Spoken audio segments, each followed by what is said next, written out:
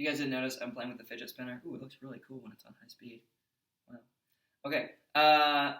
What is the deal with this stuff in the tree? So, Scout, she is going through her first year of school, and Jim gets out 30 minutes after her, so she has to walk home by herself. And on these days when she's going home by herself, she'll quickly sprint by the Radley house. Now, the Radley house is something we haven't talked about yet. This is a house which is a couple of doors down from the Finch household, which the kids are obsessed about. It's incredibly spooky. Just imagine a very mysterious house that you maybe can imagine from your childhood.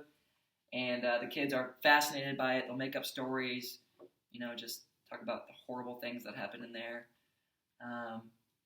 And one day, as Scout is running past this house, she sees something in the tree. There's like this, knot in the tree. There's like this hole. And she sees something in there, and she reaches in there, and she finds gum. Okay? She finds a wrapper, right? A tin wrapper of gum. Or aluminum foil, whatever. Right? And she investigates it and then eats it. Okay? Jim ends up getting mad at her for this, right?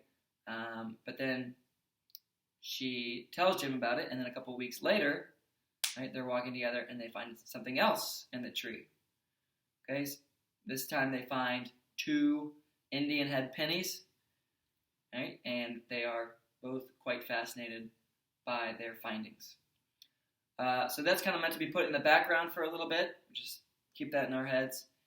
And then Dill arrives for the summer. So Dill was there the first summer around, and they played a lot.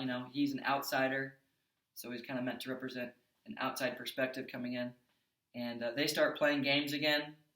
But this time, in Chapter 4, Dill and Jim get a lot closer together, and they start to exclude Scout from the things that they are playing. So, they start to play all these games about the Radleys as they're growing more and more suspicious of them. And they kind of half-heartedly let Scout join in on some of those games. Atticus does not approve of these games. They're basically making fun of and creating rumors about their next-door neighbors. So Atticus puts a stop to them a couple times. One time the dare is for Jim to run up and touch the house. Another time they're rolling in a tire. Okay, Scout rolls in a tire and she lands in the yard. And she realizes that she's in the Radley yard and she runs away as quickly as she can. And then the third thing to do is they try to deliver a note, right, to the Radley household.